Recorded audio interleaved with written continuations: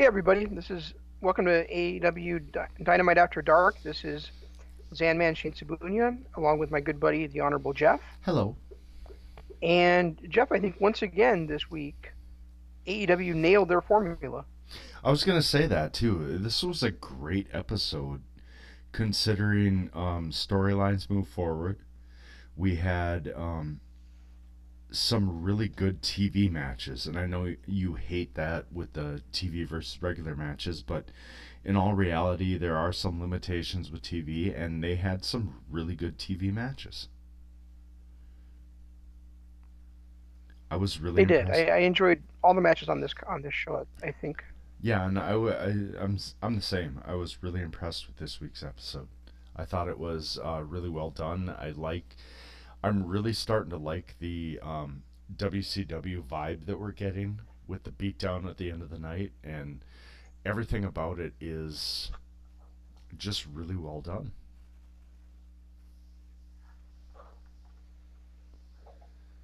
It really is, and I loved I loved the exchange at the end again between Matt and Hangman before they got slammed with the chair by Jericho. The receipt from last week. I loved at the beginning when Hangman said there was no way that Matt Jackson's the last person he'd ever team with. I is it I'm loving just everything with Hangman Page right now. is it just me, or does this kind of scream smokescreen? Like, are we setting up for these two being together all along and doing it to mess with the inner circle to think they're not together? It's just with That would the make any sense. The Inner Circle just came into it just like a couple weeks ago. and well, to be honest, the booking has been a little off kilter with some of their decisions, so it wouldn't surprise me to see a swerve like that. I would hope it's not. I hope this is leading towards a uh, Page and Omega versus Bucks feud with the Bucks turning heel, but Hmm. it would not surprise me to at Blood and Guts to see these two working cohesively and showing all along they were really together, and they this was all a smokescreen. Speaking of turning heel, AEW has got to have the most sophisticated in-crowd audience I've ever experienced. Right? Now let me tell you what I mean by that. You know how much I how you know the reasons why I despise Sean Spears, Right. and it really has nothing to do with his ability as a wrestler. It has to do with that fucking 10 count. And when I went to All Out, he came out there for his match with Cody, and the crowd did that stupid 10 chant with when the referee was doing the count out. But that was the only time they did it the entire night in the count out, and it's the only time I've ever seen it done in AEW is when Sean Spears is out there. Whereas in WWE or NXT, it happened every single time one of those things happened. It was like the crowd couldn't get enough of it. And in the six-man tag between Death Triangle and shoot, who the hell were they against now? Again, I'm Private drawing a Party blank. and Joey Janela. Um, right, Private Party and the Bad Boy. That's right. Um, there was that one spot where how much I hate it. Pentagon decided to do, he looked to the crowd um, before the package pile driver double stomp combination, and he did his stupid Cierro Mieto thing, and the crowd erupted for it. But then, as soon as and after the match, they were destroying the three baby faces, and the crowd was all up booing them. And a similar thing happens with Chris Jericho when he comes out there. The crowd is singing along with Judas, and I think a lot of it is simply the crowd is it's kind of like a moment where the crowd is kind of gelling because they're all doing the same thing at the same time, and they're applauding each other. But then they're all in on booing Chris Jericho in the inner circle. So such a sophisticated viewpoint, I think, from the audience out there. It, it's one thing that has made AEW probably one of the better promotions is how intelligent the fans are. They seem to I don't want to say they fall in line because they don't really like the way that with the Sierra Mato chant and everything. They should be cheering Pentagon, but yet they boo him at the appropriate moments. They cheer him crowd popping moments. They cheer Phoenix when he goes for his crowd popping moments, but ultimately they're booing them as the heels they are. It's a very intelligent crowd, which is It one really thing. is, Which is and it's enjoyable. You know the one of the most sophisticated things you can do is if you love a heel, boo him instead of cheer him. right, and it You know, to me a lot of times it feels like they're popping for their moments because that's the moment, but ultimately they know this guy's a bad guy. They know this guy's a heel, so they're gonna boo him. It's kind of the same thing with Adam Page. The crowd is so into Page that they're chanting along with everything he does. They're cheering. They're um, literally everything he does, but they still buy into the Matt Jackson Adam Page storyline and boo at the appropriate moments.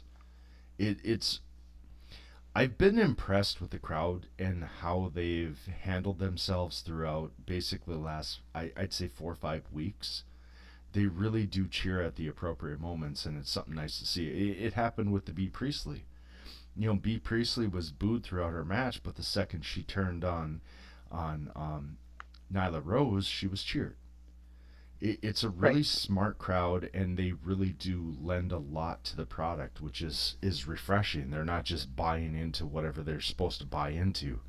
They kind of move with the ebb and flows of the show. I totally agree, and it's a lot of fun. It's a lot of fun to be a part of, to um, take part in, and then, but then also just to see, kind of watch from a distance and go, these guys are doing what they should be doing.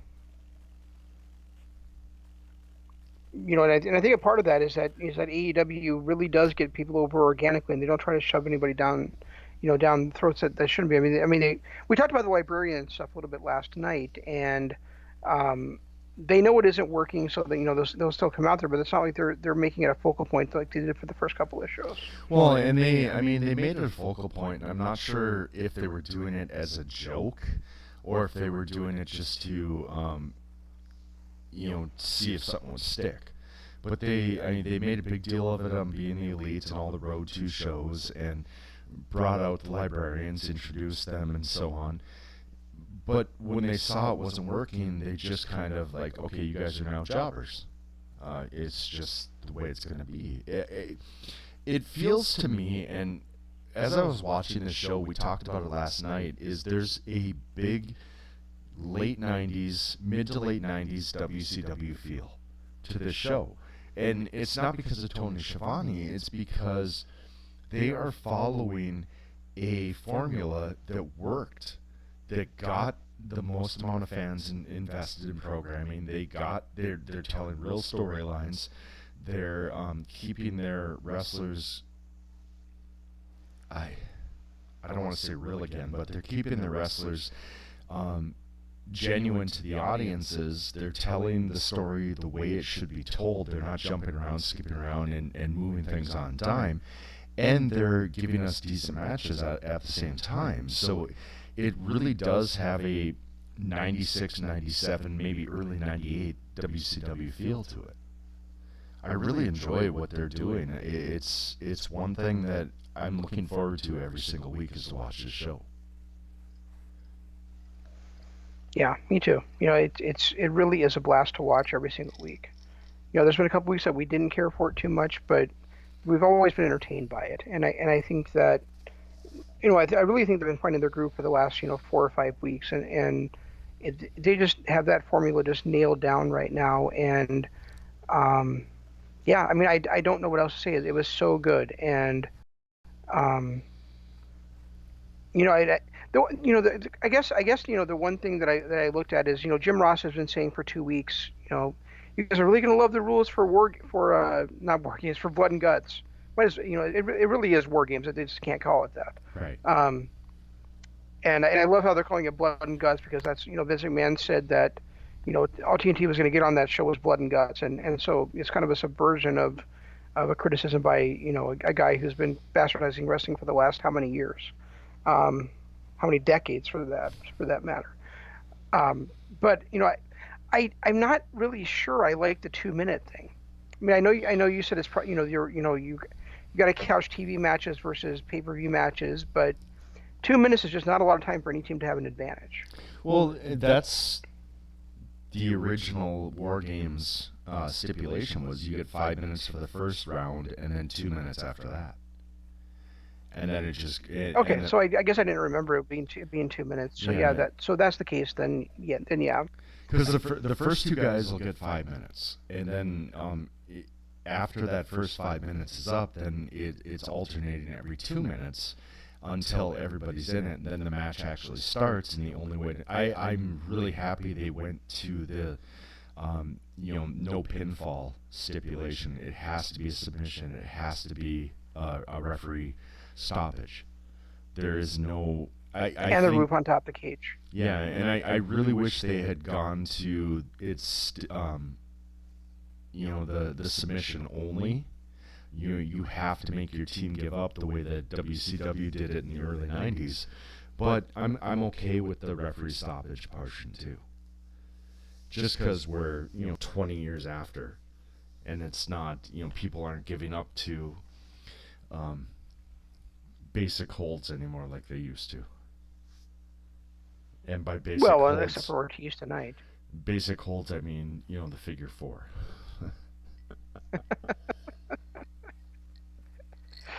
Yeah, I'm not. I don't care that Ortiz gave up to the figure four. What I care about is he didn't even like struggle out of it. He didn't try to get to the ropes. He didn't try to turn it over. It was like, oh no, I'm in the figure four. I must be trapped in the middle of the ring. It's just that's when I hate the figure four. You have no clue how much I was giggling tonight when I text you that about how hey, they finally submitted to a figure four. I'm sitting over here giggling because I knew that was a pressure point for you. But yeah, they. I also hate when people tap to the figure four. I mean the tap out has its time, but when it's the figure four or the sharpshooter, that just really bugs me. Because they are. It's you've got evolution of moves. You've got moves that used to be end of matches that are now transitional moves. It started with like the DDT. That was a definitive end to the match in the '80s. By the mid '90s, that was a transition move. Now it's a Canadian Destroyer. Everybody does a Canadian Destroyer. It doesn't end a match anymore. And to see somebody tap out to a basic move like the figure four, it's just not as believable with the evolution of the athletes, the way they're explaining the evolution of the athletes in the other transitional moves. So No, you misunderstand me. Nobody should ever tap out to the figure four. They should verbally submit. you think so? Tapping out to the figure four looks so goddamn ridiculous to me. Tapping out And I in any realize move that I looks realized that ridiculous. I just it's just because I think of the stuff I grew up on. That when I see someone tap out to the figure four, or I see someone tap out to the sharpshooter, it just makes me want to cringe. Yeah, I don't know. I guess I don't see it that way, but Yeah, you don't have to. yeah. We're allowed to have different opinions. No, we're not. We never had Uh, before. Why are we starting now? sure, we haven't. I really enjoyed the team of Dustin Rhodes and Hangman Page tonight. I did too, and I love the way that they called the history into it by saying, these two have this is not their first time taking together. Last time they did, they lost to Guevara and Jericho. Hmm. That's one thing that I have been enjoying about AEW is they've not let history go. Where one of my biggest complaints about WWE was the way they treated the bar, and talking about 2 years later about how these guys are best friends who formed a tag team. No, they were forced to be a tag team because they couldn't settle their best of seven series, and so they were kind of pushed into it. They hated each other, but 2 years later they're best friends.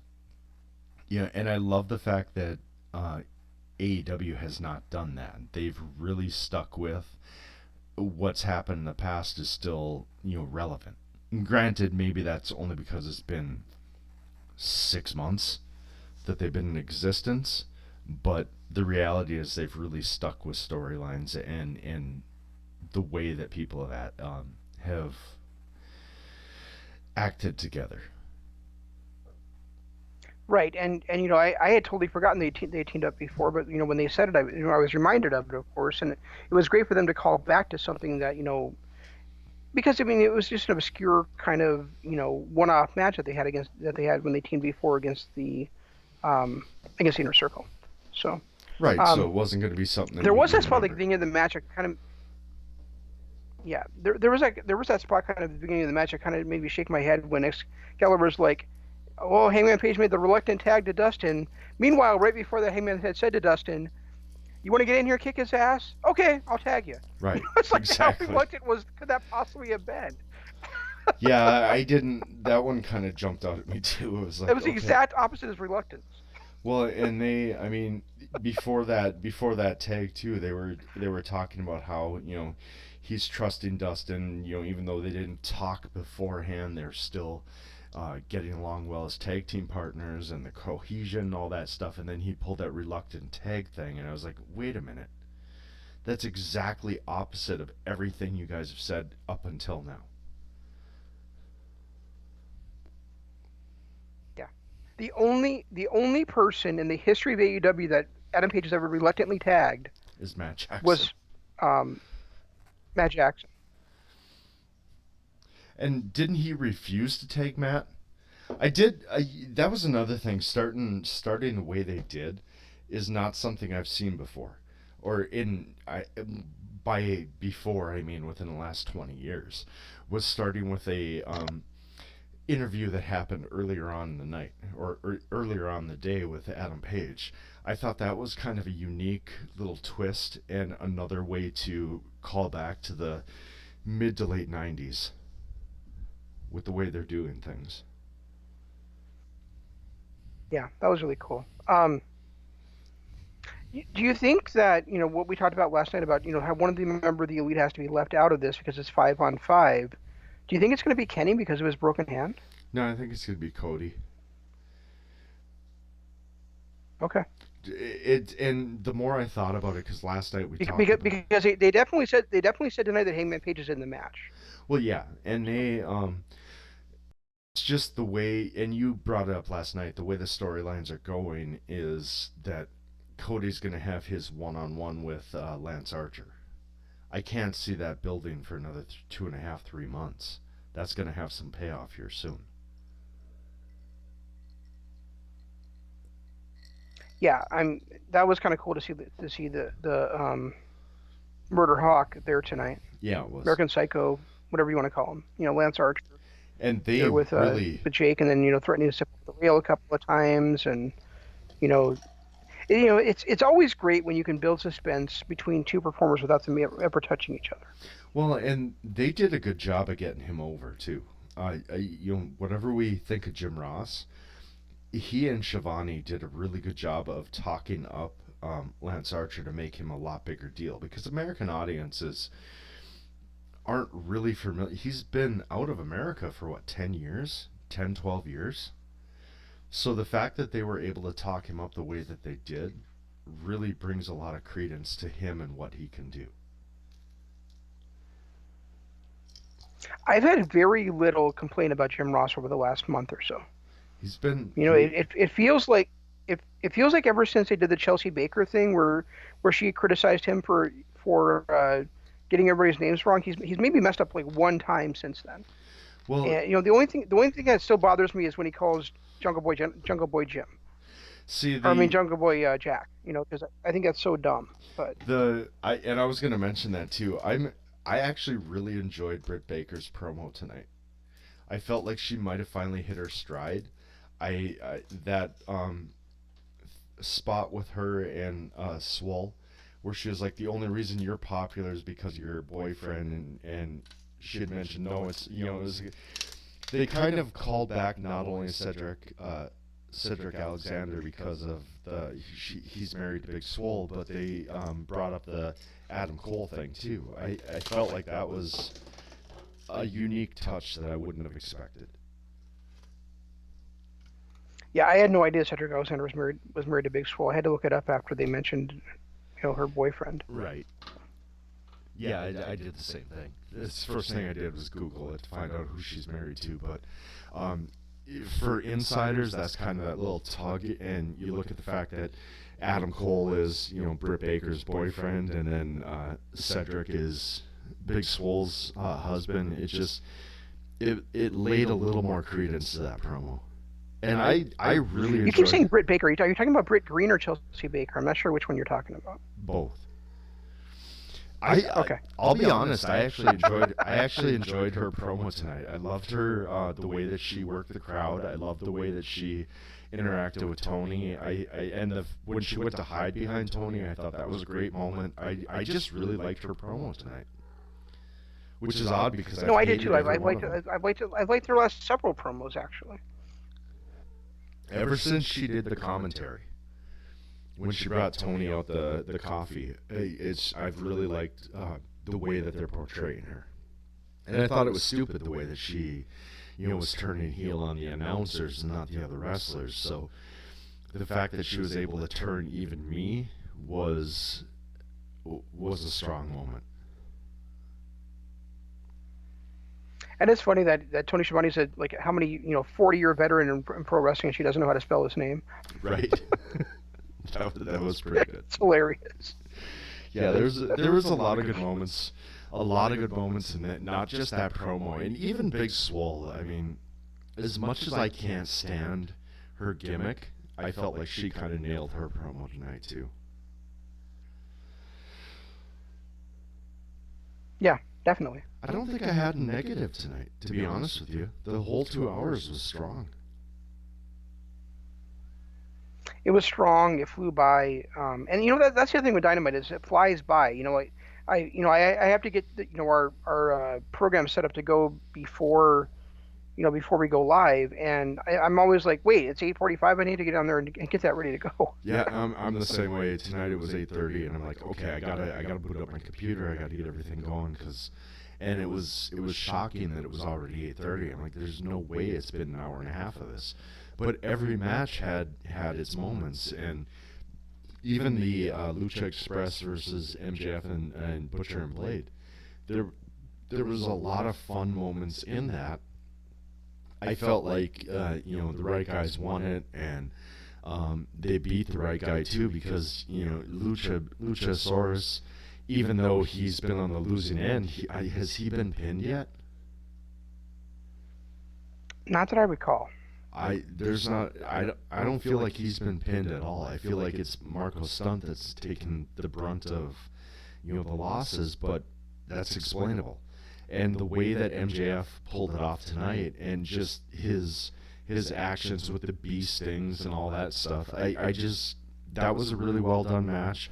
I loved the tag match, the women's tag match. I loved that last match. I loved the opening match. Literally everything about about tonight I loved. Yeah, it's kind of funny that we've talked often about how they have kind of a formula where they have like a couple of tag matches a week, and tonight was pretty much all tag matches, really. Yeah, with the exception of that opening match, it was all tags. It was either Right. either a 6-man or a regular tag match. So they're even Exactly. they're starting to throw wrinkles in it too.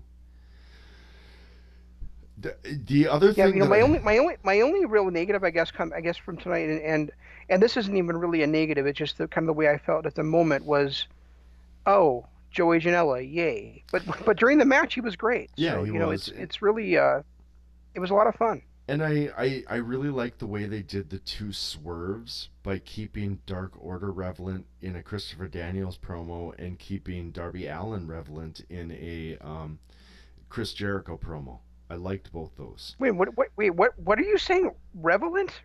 You mean? Relevant, yeah. Did I say relevant? You did twice. I need sleep. Relevant is what I meant. Uh, It's like you're reading off a script and you're dyslexic or something.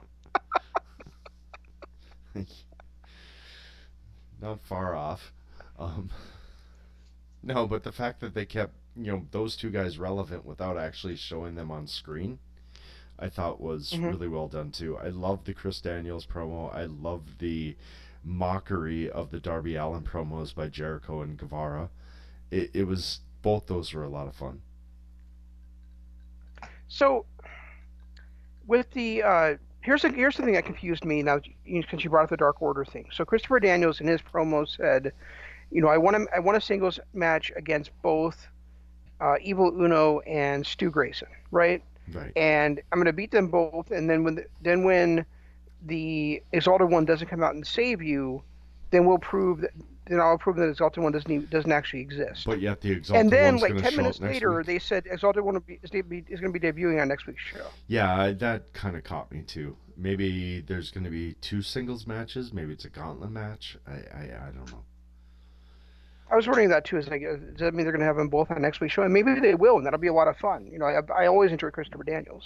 So Yeah, I caught that too, and I was like, okay, did you guys not remember the promo that was just cut? It's you're not on the same state on the same page with CD. What's going on here? But I guess we'll have to wait till next week to find out. But yeah, I did catch that too. well, okay, yeah. So that was confusing to you too, as well as me. So Yeah. it wasn't just me. Okay, that's good. No, I'm Um, confused. yeah, another great show, I think, and we're building towards Blood and Guts, which is great. Yeah, and that's gonna be an. I like the way that they're doing it too. They're kind of pulling the Ring of Honor type, or actually more the Impact type programming, where they're doing the pay per view every few months, but they'll throw a special in there, kind of every month, month and a half. Yep, So me too. it's nice. It works well for the fans that can't afford the $50 until they get a streaming service. You really can't do it like Ring of Honor or WWE does it with the monthly pay per views. So go ahead and do it this way and keep all your fans happy because they get a big show here without having to pay $50 coming up. Yeah, and they've already had lots of world heavyweight championship matches on. They've all three of their titles have been defended at least twice on television, which is Yeah, they which is have. amazing. Yep, they have, and that's back to the WCW.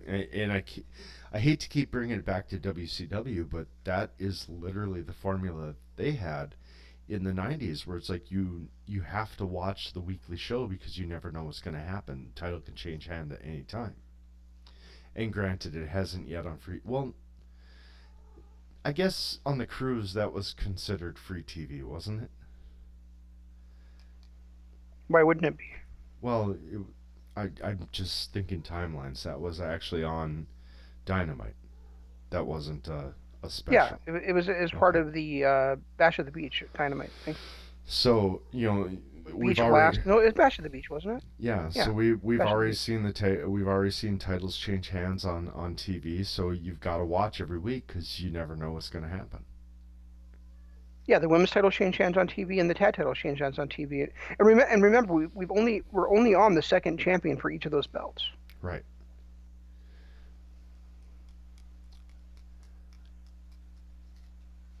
And the world title has not changed hands on TV, and it probably won't for quite a while. But that's fine. You still don't know what's going to happen when you tune in. Right. Exactly. When you, And yeah, I'm out of words. I'm literally out of things to say. I love this episode. I thought it was one of the better ones I've done.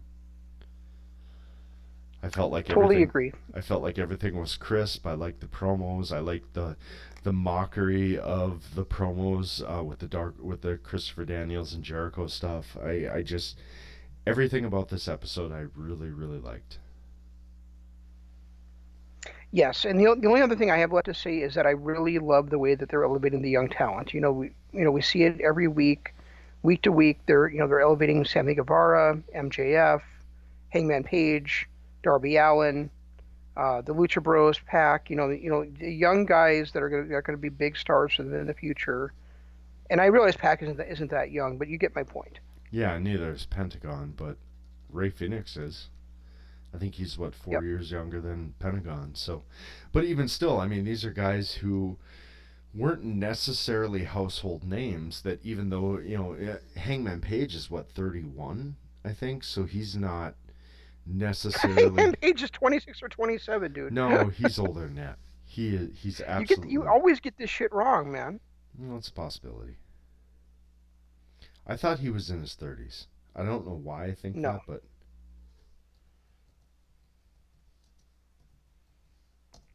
No, he's like a year or two older than Jay White. he's born in 91, so he's 28. You're right. He's 28, so he's 28. All right, fine. Fine, fuck you then.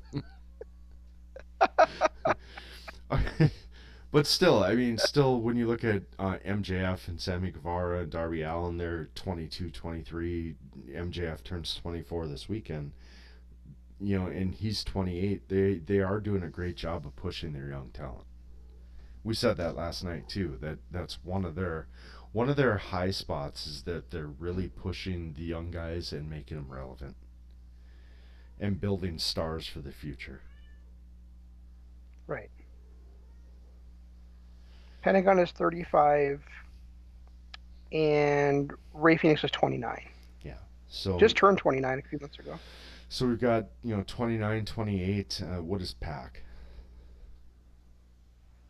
I haven't looked at Pac yet. I'm still looking. Oh, well, that's not what I wanted. I'm guessing he's around 35 too, but let's see. He is 33. And that's still not, in wrestling years, that's not that old. So, no. And Cody's still a young guy too, relatively. I mean, granted, he's been a veteran for 20-some years, but he started wrestling when he was 18. I think he had his WWE contract when he was 18. Wait, did you say Cody? Did you say Cody is a veteran of 20 years? It was 20 or 2003 or 4 that he started, wasn't it? Or was it later? Was it 09? He's 34. So I think it was 09. He's 34, so he's still pretty young too. Right. Was it 09? Yeah, I suppose because it was the legacy. The whole legacy thing was 2009-ish. If he was a veteran of 20 years, he would have been around during the Attitude Era, my friend. 06, 07. You really do need sleep. He debuted in 07. So I wasn't that far off. I was thinking 02, 03. But he debuted in 07, so he's been around 13 years. Yeah. I guess that's still a whole lot less than 20. You were close. Let's put it that way. All right, fair enough. All right, guys. Why don't you let everybody else let everybody know what other platforms they can hear you be wrong on. Hopefully you're listening to us on either Spreaker. Jesus, my God, I need sleep. Spreaker, Lords of Pain Radio, or on YouTube. If you are listening to us on YouTube, go ahead, hit that like button, subscribe button, and ring the notification bell. We do this live twice a week on Tuesdays for Kingdom of Honor, on Wednesdays for Dynamite After Dark, and every other week we do a special live breakdown of a TV show. This week coming up is Lock and Key. Actually, I'm sorry, not this week, but next, or 2 weeks from now. Also, patreon.com/Kingdom of Honor is where you can go to help us out. Go ahead and donate, and you get access to not only Patreon exclusive shows, but also our archives. And use the hashtag DAD and the hashtag KOH to find us on Twitter. You can follow me specifically at Richie Cohop. You can follow him at ZanmanLOP. And a programming note is next week on Kingdom of Honor we'll be covering the two great looking Ring of Honor shows this weekend. So if you have a way to watch them, I would find a way to watch the in case you don't listen to our other show. We touted it last night, but this weekend's anniversary show on Friday night looks amazing, and then the Past versus Present show on Saturday night looks like a lot of fun. So if you find a way to watch those, and then join us next Tuesday when we cover them on Kingdom of Honor. Also, tomorrow on LOP Radio is Imp's LOP Radio Adventure. On Friday is NWA The Legacy Series. That's all we've got. We try to do better next time. This is Shane saying long days, pleasant nights. And Jeff saying goodbye.